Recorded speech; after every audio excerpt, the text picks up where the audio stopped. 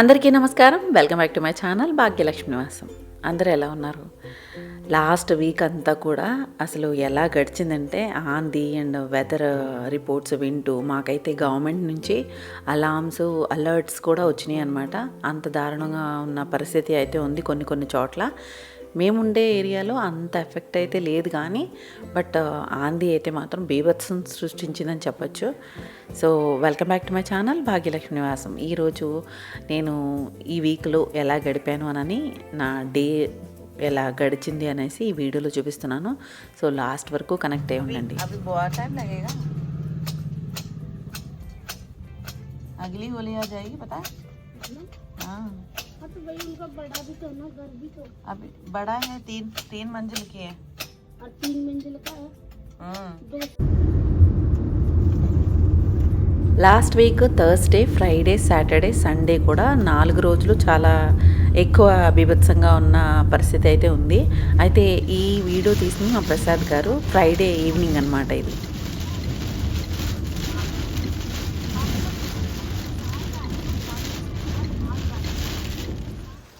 మొత్తం మీద అయితే వర్షం పడిన తర్వాత కొంచెం సమ్మర్ ఎఫెక్ట్ అయితే తగ్గింది.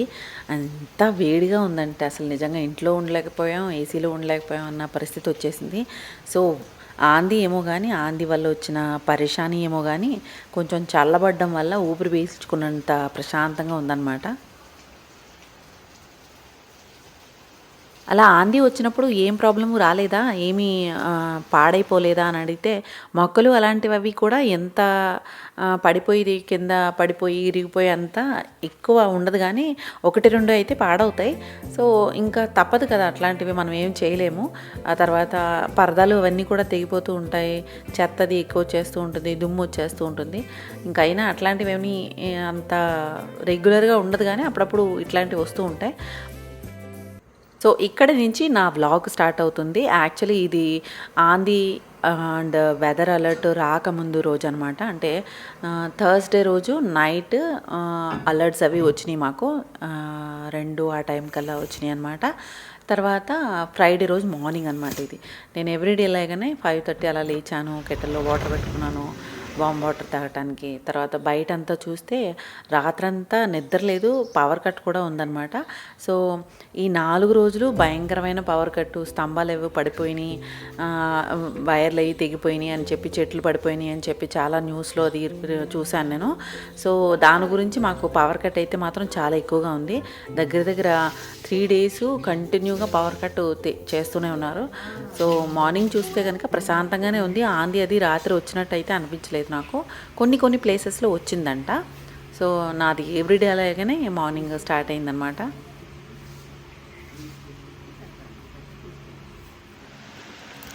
ఇక్కడ ఉండే వెదర్కి సమ్మర్స్లో మార్నింగ్ పొద్దున్నే లేస్తే ఎంత బాగుంటుందో అని అనిపిస్తుంది. సో అందుకే నేను మార్నింగ్స్ కొంచెం ఎర్లీగా లేవడానికి ట్రై చేస్తాను. ఎందుకంటే మనకంటూ కొంచెం టైము దొరుకుతుంది. బ్రేక్ఫాస్ట్ ఇంకా ఇంటి పనులు స్టార్ట్ అవ్వడానికన్నా ముందు మనం మెంటలీ అండ్ ఫిజికల్లీ కూడా స్టార్ట్ అవ్వడానికి కొంచెం టైం తీసుకోవచ్చు అనమాట. సో అందుకే మార్నింగ్స్ కొంచెం ఎర్లీగా లేస్తే కనుక నేను కొంచెం గార్డెన్లో అటు ఇటు తిరుగుతూ పెట్స్తో టైం స్పెండ్ చేస్తూ నాకంటూ కొంచెం టైం స్పెండ్ చేస్తూ ఉంటాను. అలాగే ఇంకా ఇంట్లో పని జాడు పోచ వేయటానికి హెల్పర్ కూడా పొద్దున్నే వచ్చేస్తుంది అనమాట. సో దానివల్ల నాకు ఇల్లంతా కూడా పొద్దున్నే క్లీన్గా ఉంది, చాలా టైడీగా ఉంది అని అనిపిస్తుంది. సో నా పని నేను చేసుకుంటూ ఉంటాను. తొందరగా లేస్తే కనుక నాకు నా టైం స్పెండ్ చేసిన తర్వాత కొంచెం ఎనర్జెటిక్గా అనిపిస్తుంది. సో ఎంత వీలైతే అంత డస్టింగ్ లాంటి పనులు అవన్నీ కూడా చేసేసుకుంటూ ఉంటానన్నమాట. మళ్ళీ డస్టింగ్ అది అంటే మళ్ళీ అంత పుష్ చేసుకుంటూ చేయాలి అని అన్నట్టు కాకుండా పొద్దున్న నాకు ఎంత వీలైతే అంత హాల్ ఏరియా, లివింగ్ ఏరియా ఇలాంటి ఏరియాస్లో నేను కంప్లీట్ చేసేసుకుంటాను. కిచెన్ అంటారా, కిచెన్ ఎప్పుడు టైం ఉన్నప్పుడు వీలు కుదిరినప్పుడు కిచెన్ మటుకు చేసుకుంటూ ఉంటానన్నమాట.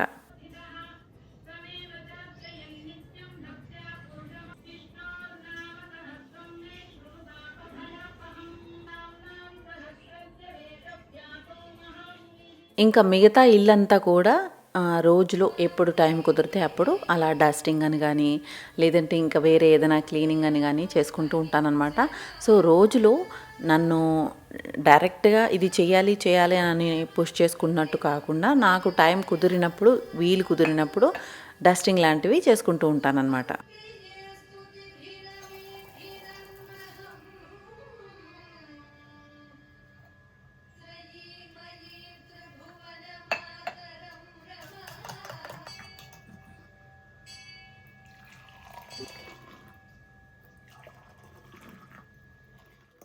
నిజం చెప్పాలంటే నేను అస్సలు మార్నింగ్ పర్సన్ కాదు.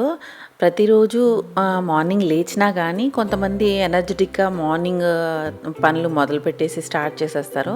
నేనైతే అలా స్టార్ట్ చేయలేను గానీ బట్ కొన్ని కొన్ని టైమ్స్‌లో నాకు మూడ్ ఉండాలి అండ్ చేయాలని అనిపిస్తే గనక తప్పకుండా ఆ పని చేసుకుంటూ వెళ్ళిపోతాను. ఇంకా దేని గురించి ఆలోచించను. మార్నింగ్ కొంచెం ఎర్లీగా లేస్తే గనక మనకంటూ టైం స్పెండ్ చేసిన తర్వాత టైం ఉంది అని అనిపిస్తే ఇలా చేసుకుంటూ పోతే మన పనులు మనకే తొందరగా అయినట్టు, ఆ తర్వాత ఎక్కువ టైంని స్పెండ్ చేస్తూ దాని మీద ఎక్కువ ఫోకస్డ్గా పని చేయాల్సిన అవసరం లేకుండా ఈజీగా చేసేసినట్టు కూడా అయిపోతూ ఉంటాయి. అయితే నేను స్ట్రిక్ట్ రొటీన్ ఫాలో అయితే అవ్వను, కానీ చేయాలనిపించిన పని మాత్రం వాయిదా వేయకుండా కంటిన్యూ చేసుకుంటూ వెళ్ళిపోతానమాట. అదే నాకు ప్రొడక్టివిటీ అనిపిస్తుంది. ఉదయం 5 గంటలకి లేవడం ప్రొడక్టివిటీ కాదు కదా. మనం ఉన్న టైంలో ఉన్న పనిని చేసుకుంటూ హ్యాపీగా చేసుకుంటూ వెళ్ళిపోతే అది కదా ప్రొడక్టివిటీ. సో కొన్నిసార్లు ఉదయం ఎక్కువ పనులు చేస్తాను, కొన్నిసార్లు సాయంత్రం ఎక్కువ యాక్టివ్గా ఉంటాను. సో ఈరోజు మార్నింగ్ బ్రేక్ఫాస్ట్కి ఏం చేశానంటే రాత్రి లెఫ్ట్ ఓవర్ రైస్ ఉండిపోయింది. సో దాంతో చిత్రాన్నం చేశాను.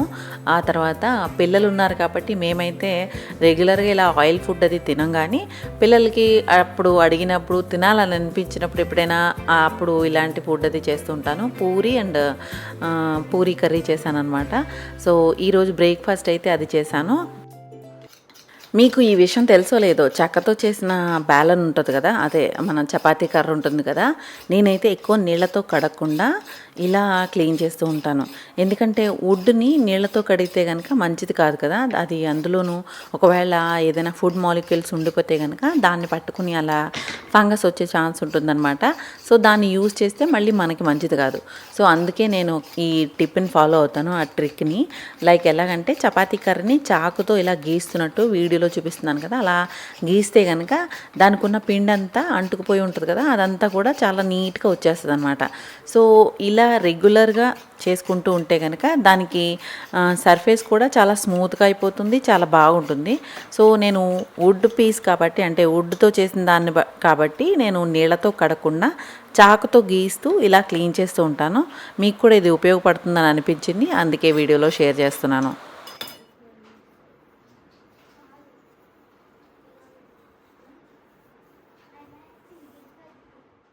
ఎంత మండిపోయే వేసవకాలం అయినా కానీ పొద్దున్నే చాయ్, టీ, కాఫీ లాంటివి లేకుండా అస్సలు ఉండలేనమాట నేను.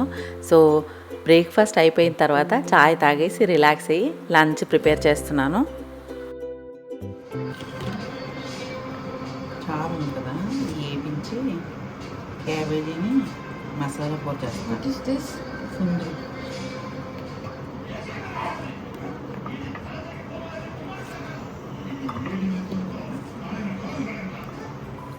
లంచ్లో రసం పెట్టి క్యాబేజీ శనగపప్పు మసాలా కూర వండి, తర్వాత ఇవి కుందురు అంటారనమాట వీటిని. సో ఇక్కడ బాగా దొరుకుతూ ఉంటాయి. వీటిని ఫ్రై చేసుకుంటే చాలా బాగుంటుంది. కొంచెం బియ్యం పిండి వేసి ఫ్రై చేస్తూ ఉంటాను. ఉప్పు కారం నార్మల్గా వేసుకునే మసాలాలే, జీలకర్ర పొడి, కొంచెం ధనియాల పొడి అండ్ కొంచెం ఆమ్చూరు వేసుకుంటే కట్టమిఠా ఉన్నట్టు బాగుంటుందన్నమాట. అంటే మీఠా కాదు, కట్టాగా ఉన్నట్టు బాగుంటుంది. సో వీటిని అలా నూనెలో ఫ్రై చేసేసుకుంటే వేయించుకున్నవి పకోడీలాగా భలే టేస్టీగా ఉంటాయి అన్నమాట. క్రంచీగా ఉంటాయి. దాని సర్ఫేస్ పైన కొంచెం రఫ్గా ఉంటుంది, టైట్గా ఉంటుందన్నమాట. సో వేయించిన తర్వాత చాలా టేస్టీగా ఉంటుంది. శనగపప్పు క్యాబేజీ కూర అయితే అందరికీ తెలిసిందే. సో నార్మల్గా సింపుల్గా చేసేసాను.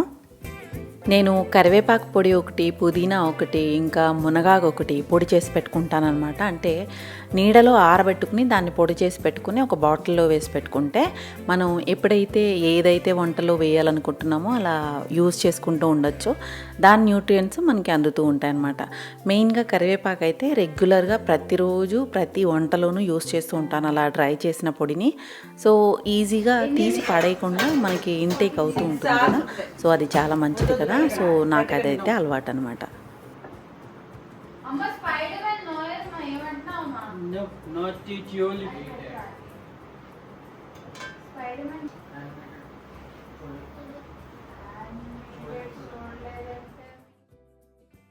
మార్నింగ్ బ్రేక్ఫాస్ట్ అయిన తర్వాత లంచ్ అయిపోయిన తర్వాత, డిన్నర్ అయిపోయిన తర్వాత ఎవ్రీ టైం నేను ఇలా స్టవ్ని క్లీన్ చేసుకుని పెట్టుకుంటాను. ఎప్పుడు కూడా క్లీన్గా కనబడుతుంది. అందులోనూ మా ఇంట్లో ఓపెన్ కిచెన్ కాబట్టి క్లట్టర్గా క్లమ్జీగా కనబడకుండా నీట్గా ఉంటుంది. సో మెయిన్ నేను ఎక్కువ ఫాలో అయ్యే రూల్ అనమాట ఇది. ఎప్పుడు చేసినా కానీ క్లీన్ చేసుకుని పెట్టుకుంటే కనుక నీట్గా కనబడుతుంది కదా అని ఇప్పుడు ఎవ్రీ టైం ఇలా ఒకసారి వెట్ట కపడాతో తుడిచేసి, అంటే వెట్టగుడ్డతో తుడిచేసి తర్వాత మళ్ళీ డ్రై క్లాత్తో తుడిచేస్తూ ఉంటాను.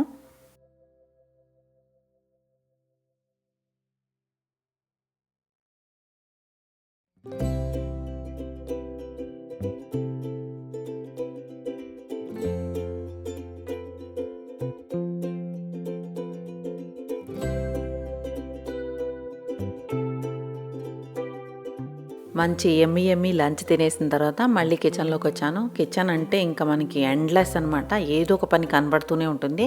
అలాగని ఇంకా అక్కడే స్టిక్ అయిపోకుండా కనపడింది వెంటనే చేసుకుంటూ వెళ్ళిపోతే కనుక మనకి తర్వాతకి క్లీన్గా ఉన్న కిచెన్ చూస్తే మళ్ళీ పని చేసుకోవడానికి బాగుంటుందన్నమాట. So counter every time clean చేసుకుని క్లీన్గానే పెట్టుకుంటాను. ఆ తర్వాత సింక్ కూడా ఎవ్రీ టైం క్లీన్గానే ఉంచుకుంటాను అనమాట. నాకు డిష్ వాషర్ పక్కనే ఉంది కాబట్టి సో వెంటనే బ్రేక్ఫాస్ట్ అయిన తర్వాత వీలుంటే వేసేస్తూ ఉంటాను. లేదంటే ఎక్కువ గిన్నెలు లేకపోతే కనుక అప్పుడు మానేసి లంచ్ అయిపోయిన తర్వాత మాత్రం తప్పకుండా నేను డిష్ వాషర్ లోడ్ చేస్తూ ఉంటాను. ఈ లోపల పెరుగు తోడు పెట్టుకోవటం, ఇంకా పిల్లలు ఉన్నారు కాబట్టి జ్యూసులు, నిమ్మకాయ నీళ్ళు, మజ్జిగ ఇట్లాంటివి తాగుతూనే ఉంటాం కదా సమ్మర్ కాబట్టి. సో చియా సీడ్స్ కూడా నానబెట్టుకుని పెట్టుకుంటే కనుక ఎప్పుడు కావాలంటే అప్పుడు మనం ఫ్రిడ్జ్లోంచి తీసుకోవచ్చు, యూజ్ చేసుకోవడానికి ఈజీగా ఉంటుంది. నేను పెరుగు అయితే మైక్రోవేవ్లో పెడుతూ ఉంటాను, ఎందుకంటే ఇక్కడ వెదర్కి తొందరగా తోడుకోదు. సో స్టార్టర్ ఉంటే కనుక తొందరగా తోడుకోవాలి అని అనుకుంటే కనుక మైక్రోవేవ్లో పెట్టుకుంటే చాలా తొందరగా తోడుకుంటుంది అనమాట.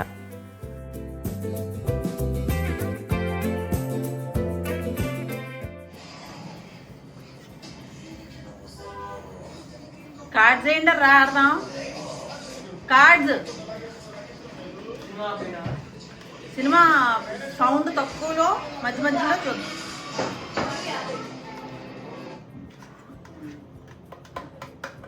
నేను ఆడిన తర్వాత మళ్ళీ ఇప్పుడే ఆడతాను.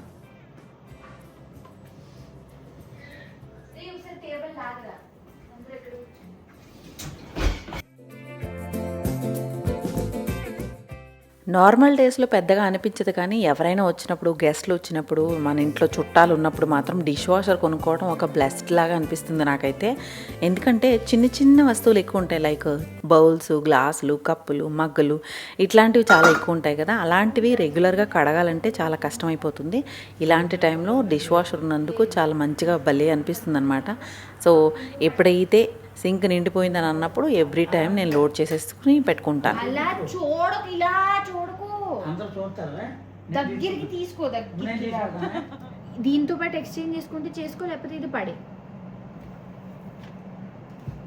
ఓకే అయితే ఇదిగోండి, ఆగండి ఆగండి, ఈడు 3 పడేసాడంటే ఈడి దగ్గర ఇంకా చిన్న నెంబర్ వచ్చింది.